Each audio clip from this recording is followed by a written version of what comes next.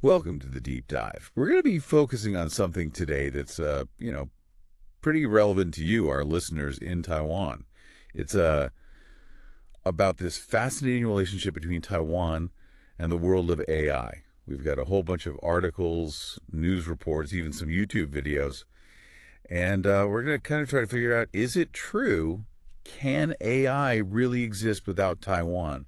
What does that mean for your future right here? It's a question with maybe more questions than answers. Yeah. And that's why I think this deep dive is so important. Absolutely. So Taiwan, when we think about it, it's pretty well known for how dominant it is in semiconductor manufacturing, especially companies like TSMC, right?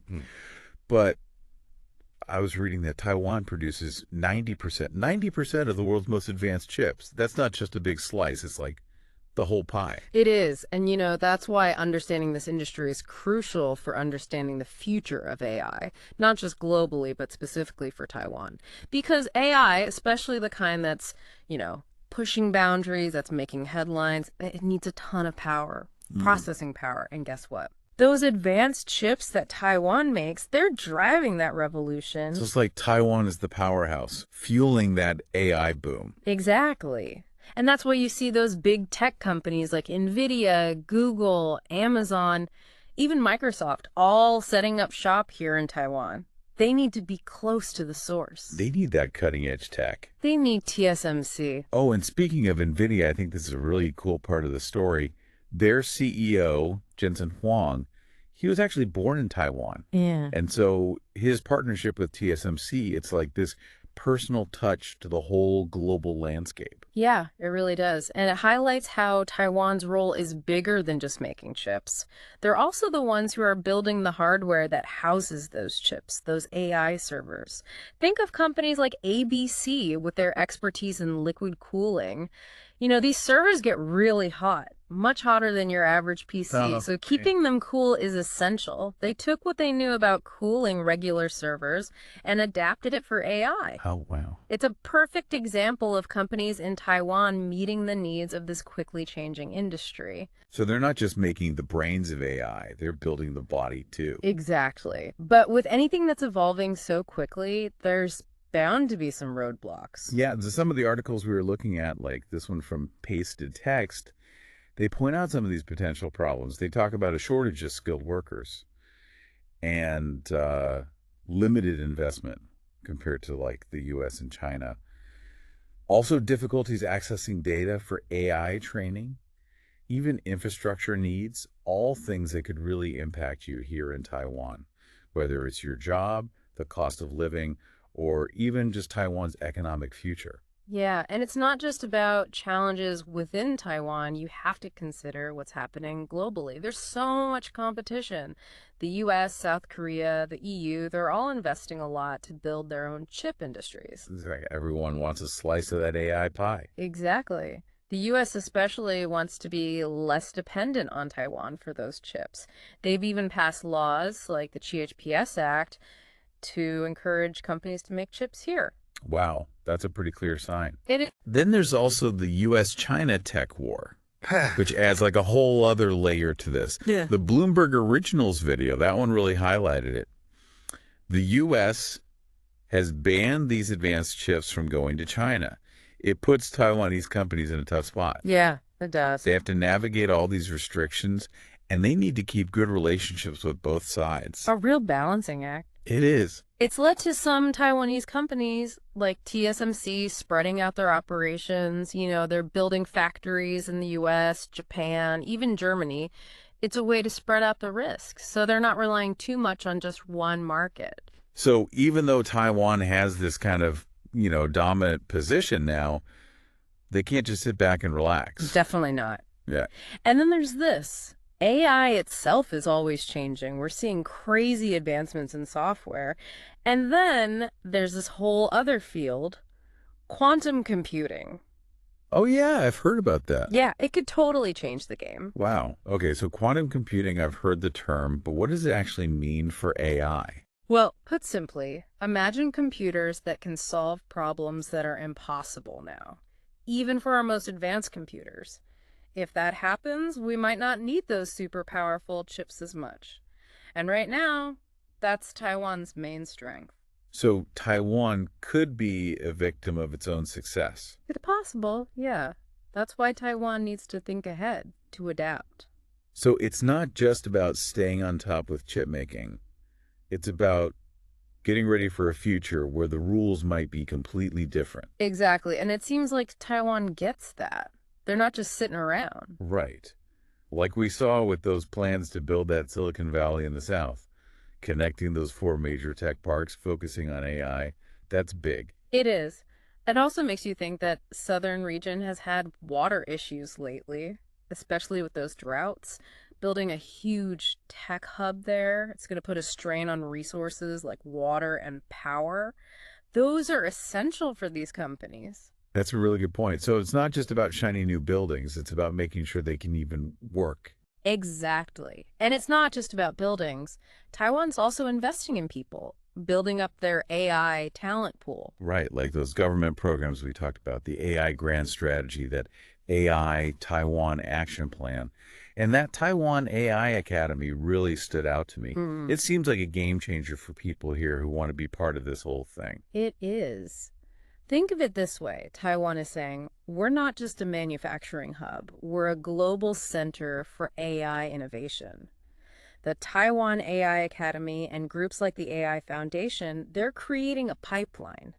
Skilled professionals who can design, develop, and actually use AI solutions. So for our listeners, this isn't just about a factory job. It's about shaping the future. That's it. And it's about having access to the best training and research, so Taiwan can compete globally. I can imagine this creates so many opportunities, not just jobs, but for businesses, the whole economy. Definitely. It's about attracting investment, entrepreneurs, and making Taiwan really competitive. Now, we've talked a lot about the technology and money side of AI, but what about ethics? It seems like Taiwan is trying to be ahead of the curve there, too. They are. We mentioned those documents earlier, the draft guidelines for use of generative AI and the updated AI Taiwan Action Plan 2.0. They show how serious Taiwan is about responsible AI, making sure it's used for good, and that it doesn't make social problems worse. That's so important, making sure it's a force for good, not just about profit. Exactly. And Taiwan is taking that responsibility seriously. That's really encouraging to hear. But we have to talk about this big thing. You mean the geopolitical situation? Exactly.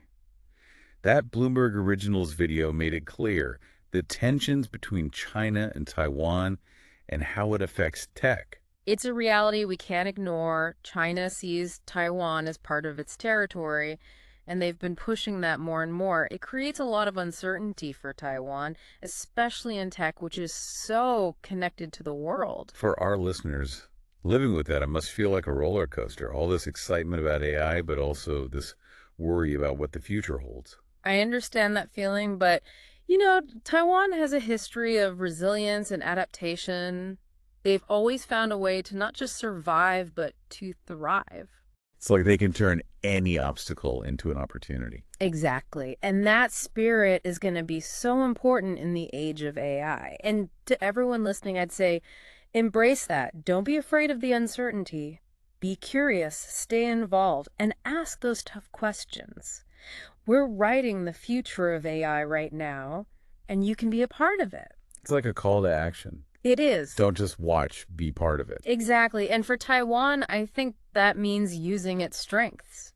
The manufacturing, the tech skills, and commitment to ethical development to create a special place for itself in the world of AI. It's about finding those areas where Taiwan can really shine, where it can contribute to not just the tech itself, but how it's used to help society. Exactly. And one area where Taiwan could really lead is bridging the gap between the East and the West. You know, when it comes to AI, it has strong ties to both sides and understands how different cultures see AI. It's like Taiwan could be this bridge, making sure AI development is truly global, reflecting different ways of thinking. Exactly. And that's why I think Taiwan's role is so important. It's not just about money or technology. It's about building a future where AI is used ethically, responsibly, and to benefit everyone. That's a really inspiring vision, and one I think everyone in Taiwan can be proud of. So,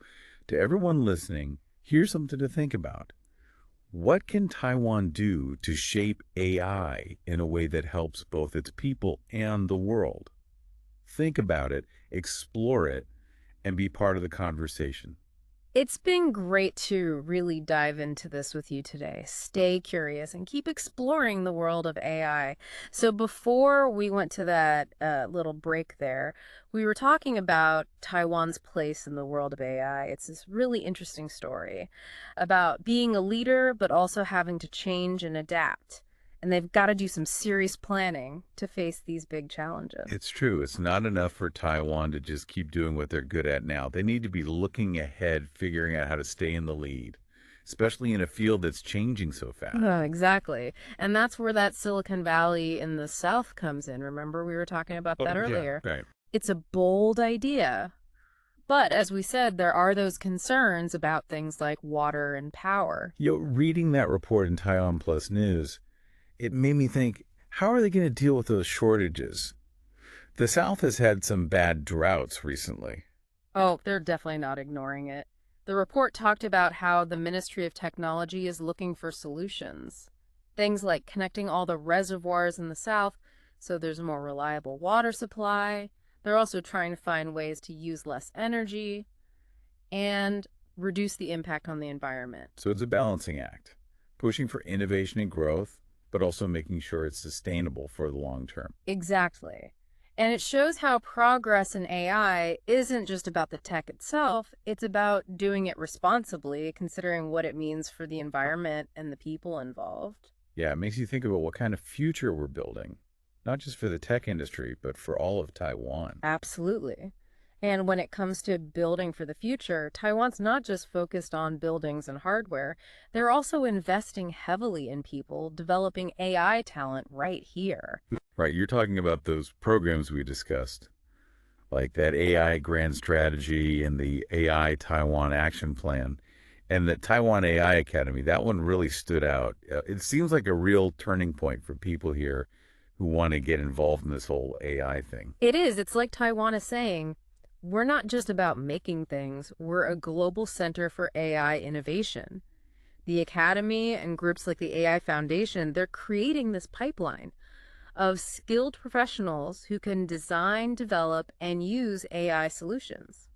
So it's not just about finding a factory job, it's about shaping the future. Exactly. It's about having access to the best training and research, so Taiwan can compete on a global level. This must create so many opportunities, not just jobs, but for businesses, for the whole economy. Absolutely. It's attracting investment, fostering entrepreneurship, and ultimately it's making Taiwan more competitive.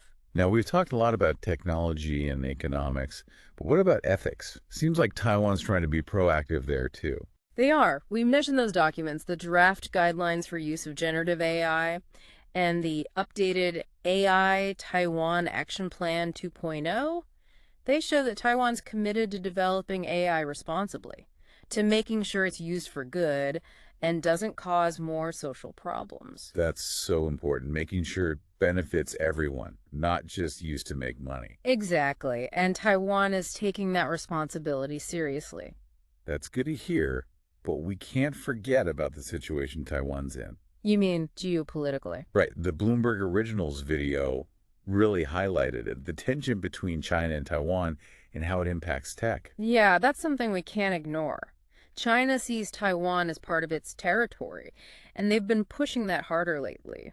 It creates uncertainty, especially for Taiwan's tech sector, which is so connected to the world. So for our listeners here, it must feel like riding a roller coaster. All this excitement about AI, but also worry about what's going to happen. It's understandable to feel that way, but remember, Taiwan has always bounced back. Throughout history, they've faced tough situations, and they've not just survived, they've flourished. It's like they have a talent for turning problems into opportunities. Exactly. And that's going to be key in the age of AI. To our listeners, I'd say, don't be afraid of the unknown. Be curious, stay engaged, and ask those tough questions. We're shaping the future of AI right now, and you can be a part of it. That's a powerful message, a call to action. It is. Don't just watch, get involved. Yeah. And for Taiwan, that means using what they're good at, the manufacturing, the tech skills, the commitment to ethical development, to find their own special place in the world of AI. It's about finding where Taiwan can really stand out, not just contributing to the technology, but to how it's used to benefit everyone. Right. And I think one way Taiwan can lead is by bridging the gap between East and West. Yeah. In the field of AI, they have strong connections to both, and they understand how different cultures view AI. It's like Taiwan could be this bridge, ensuring AI development is truly global, representing different ways of thinking. That's it. And that's why Taiwan's role is so important. It's not just about money or technology. It's about creating a future where AI is used ethically, responsibly, for the benefit of everyone. So we talked about all these things, Taiwan's strengths, the challenges, their vision for the future. It really makes you think, what role can Taiwan play in shaping AI, not just for themselves, but for everyone? It's a big question, and one I think everyone listening in Taiwan should be asking themselves. You're in this unique spot to be part of this global conversation, to help develop AI in a way that benefits Taiwan and the whole world. Yeah, and it's easy to get excited about the technology, the potential for growth. But I imagine for someone living here in Taiwan, there must also be this sense of, I don't know, uncertainty, maybe even a little worry about what it all means for their own future. I get that change can be scary, especially when it's something as powerful as AI. But Taiwan has this amazing history of resilience, of adapting. They've faced so many challenges, and they've always come out stronger. It's like they know how to turn obstacles into opportunities. Exactly. And that attitude is going to be so important as we move into this age of AI. So to our listeners in Taiwan, I'd say embrace it. Don't be afraid of what you don't know. Stay curious, stay involved, and keep asking those tough questions. The future of AI is being shaped right now, and you can be a part of it. It's like a call to action, right? Don't just sit back and watch, get involved. Absolutely. And for Taiwan, that means using their strengths, the manufacturing, the tech skills, their commitment to ethical development, to carve out a special place for themselves in the world of AI. To find those areas where they can really excel, not just building the tech, but making sure it's used to help society. Right.